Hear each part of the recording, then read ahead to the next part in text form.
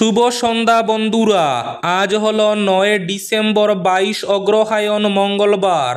আজকের সন্ধ্যার বিশেষ বিশেষ খবরগুলি হলো: মায়ের জাতিগত পরিচয়ের ভিত্তিতেই এসসি সার্টিফিকেট পাবে মেয়ে, বড় নির্দেশ দিল সুপ্রিম কোর্ট। দলাইর কুলিসরার ইমরান হত্যা মামলার মূল অভিযুক্ত বিজুর জামিন খারিজ করল আদালত।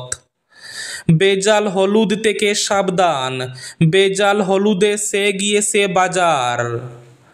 প্রধানমন্ত্রী কেন প্রধান বিচারপতি ছাড়াই মুখ্য নির্বাচন কমিশনার নির্বাচনে মরিয়া? প্রধানমন্ত্রী মোদী সরকারের কাছে 3 প্রশ্ন রাহুল গান্ধীর। আজ হাইলাকান্দিতে প্রায় 23,000 পরিবারকে সরকারি ঘরের অনুমোদন। এদিকে সুনাই বিধানসভায় 5,300 হিতাধিকারীর মধ্যে প্রধানমন্ত্রী আবাসের সরকারি ঘরের অনুমোদনপত্র বিতরণ। পাতারকান্দিতে এসআর প্রক্রিয়া নিয়ে অসন্তোষ, 5 জনের হোল্ডিংয়ে 30 জনের নাম। পাতারকান্দিতে ভোটার তালিকা যাচাইয়ে বড় অসঙ্গতির অভিযোগ। দেশ জুড়ে প্রায় 30 লক্ষ কম দক্ষতার চাকরি পুরোপুরি অদৃশ্য হয়ে যেতে পারে, এনএফইআর এর রিপোর্টে তীব্র চাঞ্চল্য। মৃত্যুর পরে আরও এক বড় প্রাপ্তি অর্জন করলেন প্রাণের শিল্পী জুবিন গার্গ। জুবিনকে মরণোত্তর ডিলিট সম্মান কটন বিশ্ববিদ্যালয়ের। এবং শেষ খবরটি, লঙ্কা ময়নারবন্দ নতুন রেলপথ সহ বরাকে এইমস গড়ে তোলার আর্জি নিয়ে মোদী সকাশে কনাদপুরকেয়স্ত। বরাকের উন্নয়ন নিয়ে প্রধানমন্ত্রী নরেন্দ্র মোদীর দ্বারস্থ সাংসদ কনাদপুরকেয়স্ত। এইমস রিমস নতুন রেলপথ বাড়ি শিল্পের দাবি। তাহলে বিস্তারিত খবরে যাওয়ার আগে অবশ্যই ভিডিওটিতে একটি লাইক করে চ্যানেলটি সাবস্ক্রাইব করে পাশের বেল আইকনটি বাজিয়ে রাখবেন এবং ফেসবুক পেজটি ফলো করে ভিডিওটি অবশ্যই শেয়ার করবেন যাতে সঠিক তথ্যগুলো সবার কাছে পৌঁছাতে পারে। এবার শুনুন আজকের খবরগুলির বিস্তারিত। প্রথম খবর, মায়ের জাতিগত পরিচয়ের ভিত্তিতেই এসসি সার্টিফিকেট পাবে মেয়ে, বড় নির্দেশ দিল সুপ্রিম কোর্ট। মায়ের পদবীর ভিত্তিতেই পুদুচেরির বাসিন্দা এক নাবালিকাকে এসসি সার্টিফিকেট দেওয়ার নির্দেশ দিল সুপ্রিম কোর্ট। শীর্ষ আদালতের এই নির্দেশকে দৃষ্টান্তমূলক বলেই দাবি করছেন আইন বিশেষজ্ঞরা, কারণ এই একই ধরনের আরও একাধিক আবেদন সুপ্রিম কোর্টে শুনানির জন্য জমে রয়েছে। সাধারণত বাবার পদবীর উপরে ভিত্তি করে সন্তানের জাতিগত পরিচয় নির্ধারণ করাটাই রীতি। সেই রীতিকে চ্যালেঞ্জ করেই জাতিগত শংসাপত্র আদায়ের জন্য একাধিক আবেদন জমা পড়েছে শীর্ষ আদালতে। প্রধানমন্ত্রী কেন প্রধান বিচারপতি ছাড়াই মুখ্য নির্বাচন কমিশনার নির্বাচনে মরিয়া? মোদী সরকারের কাছে 3 প্রশ্ন রাহুল গান্ধীর। লোকসভায় নির্বাচনী সংস্কার নিয়ে কথা বলতে গিয়ে কেন্দ্রকে বিঁধলেন বিরোধী দলনেতা রাহুল গান্ধী। মোদী সরকারের উদ্দেশ্যে তার প্রশ্ন, নির্বাচন কমিশনের প্রধান এবং অন্যান্য নির্বাচন কমিশনারদের নির্বাচনের দায়িত্বে থাকা প্যানেল থেকে ভারতের প্রধান বিচারপতিকে অপসারণ করতে কেন ভারত সরকার এত আগ্রহী? রাহুল গান্ধী জিজ্ঞাসা করেন, কেন প্রধান বিচারপতিকে নির্বাচন প্যানেল থেকে অপসারণ করা হয়েছিল? আমরা কি প্রধান বিচারপতিকে বিশ্বাস করি না? রাহুল গান্ধী আরও বলেছেন, তিনি বিরোধী দলের নেতা হিসাবে নির্বাচন প্যানেলের অংশ, কিন্তু দাবি করেছেন যে তার কোনো কথাই সেখানে আমল দেওয়া হয় না, কারণ তিনি সংখ্যালঘিষ্ঠ ছিলেন। তার একদিকে প্রধানমন্ত্রী মোদী এবং অন্যদিকে কেন্দ্রীয় স্বরাষ্ট্রমন্ত্রী অমিত শাহ ছিলেন। রাহুল গান্ধী বলেছেন, কেন প্রধান বিচারপতিকে নির্বাচন প্যানেল থেকে অপসারণ করা হয়েছিল, এর উদ্দেশ্য কী ছিল সেখানে আমার কোনো মতামতই গ্রাহ্য হলো না। রাহুল গান্ধী 2023 সালের আইনের কথা উল্লেখ করেছিলেন, যেখানে ভারতের প্রধান বিচারপতিকে সরিয়ে একজন কেন্দ্রীয় মন্ত্রীকে 3 সদস্যের নির্বাচন প্যানেলে নিয়োগের সুপারিশ করা হয়েছিল, যেখানে প্রধানমন্ত্রী এবং বিরোধী দলের নেতা ছিলেন বাকি দুই সদস্য। রাহুল গান্ধীর পরবর্তী প্রশ্ন ছিল, রাহুল গান্ধী জিজ্ঞাসা করেছিলেন যে কেন আরেকটি আইন পাশ করা হয়েছিল যাতে নিশ্চিত করা যায় যে কোনো নির্বাচন কমিশনারকে তাদের দফতর সংক্রান্ত ক্ষমতায় গৃহীত পদক্ষেপের জন্য শাস্তি দেওয়া যাবে না। দলাই কুলিসরার ইমরান হত্যা মামলার মূল অভিযুক্ত বিজুর জামিন খারিজ করল আদালত। কুলিসরার ইমরান হত্যা মামলার মূল অভিযুক্ত বিজুর জামিন খারিজ। দলাই কুলিসরা জিপির প্রাক্তন সভাপতি ইমরান হোসেন বরভুইয়া হত্যা মামলায় মূল অভিযুক্ত বশিরুজ্জামান লস্কর ওরফে বিজুর জামিন আবেদন খারিজ করল কাছাড় জেলার দায়রা জজ আদালত। মামলার সব নথিপত্র পর্যালোচনা করে বিচারক মন্তব্য করেন, অভিযুক্ত বিজু এবং ইমরানের স্ত্রী রিনার পূর্ব পরিকল্পিত ষড়যন্ত্রের প্রমাণ আদালতের সামনে উপস্থাপিত হয়েছে, তাই বিজুর জামিন খারিজ করেছে আদালত। দেশ জুড়ে প্রায় 30 লক্ষ কম দক্ষতার চাকরি পুরোপুরি অদৃশ্য হয়ে যেতে পারে, এনএফইআর রিপোর্ট। কৃত্রিম বুদ্ধিমত্তার দ্রুত অগ্রগতি যে বিশ্বজুড়ে কর্মসংস্থানের ধরন বদলে দিচ্ছে তা নতুন কিছু নয়, তবে সাম্প্রতিক এক গবেষণা যুক্তরাজ্যের শ্রম বাজারে আগামী 10 বছরে যে ধরনের অস্থিরতার ইঙ্গিত দিয়েছে তা বিশেষজ্ঞদেরও চিন্তায় ফেলেছে।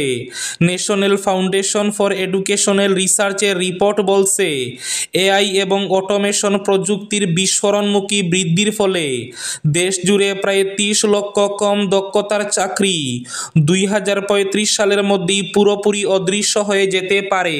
লঙ্কা ময়নারবন্দ নতুন রেলপথ সহ বরাকে এইমস গড়ে তোলার আর্জি নিয়ে মোদির দ্বারস্থ সাংসদ কনাদ পুরকায়স্থ। বরাকের উন্নয়ন নিয়ে প্রধানমন্ত্রী নরেন্দ্র মোদির দ্বারস্থ সাংসদ কনাদ পুরকায়স্থ। এইমস রিমস নতুন রেলপথ বাড়ি শিল্পের দাবি। রাজ্যসভার সাংসদ হিসাবে নির্বাচিত হওয়ার পর প্রথমবার সোমবারে নতুন দিল্লিতে প্রধানমন্ত্রী নরেন্দ্র মোদির সঙ্গে দেখা করলেন কনাদ পুরকায়স্থ। সংসদ ভবনের প্রধানমন্ত্রীর কক্ষে সৌজন্য সাক্ষাৎ হলেও কথোপকথনের বিষয়বস্তু ছিল পুরোপুরি বরাক কেন্দ্রিক, অর্থাৎ উপত্যকার ভবিষ্যৎ পরিকাঠামো, শিল্প, রেল যোগাযোগ এবং স্বাস্থ্য পরিষেবার উন্নয়ন।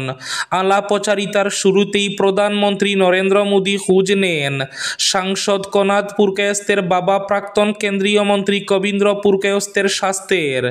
স্মৃতির পাতা উল্টে প্রধানমন্ত্রী জানিয়েছেন, সাংগঠনিক রাজনীতির দিনগুলোতে কবীন্দ্র পুরকায়স্থের সঙ্গে দীর্ঘ সময় একসঙ্গে কাজ করার অভিজ্ঞতা তার এখনো মনে আছে। তিনি জানান, বরাক উপত্যকার জন্য এখন সবচেয়ে জরুরি একটি নতুন বাড়ি শিল্প প্রতিষ্ঠান। এক সময় 5 গ্রামের কাঁচার কাগজ কলই ছিল অঞ্চলের একমাত্র বৃহৎ শিল্প। সেটি বন্ধ হয়ে যাওয়ায় কর্মসংস্থান থেকে আঞ্চলিক অর্থনীতি সব ক্ষেত্রেই তার ক্ষতচিহ্ন আজও দৃশ্যমান।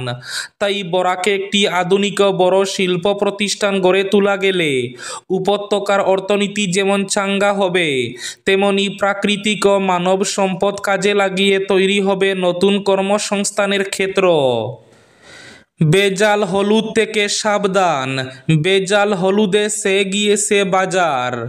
বাজারে পাওয়া কিছু হলুদে অস্বাভাবিক রং দেখে বেজাল হলুদ মিলে পুলিশের হানা।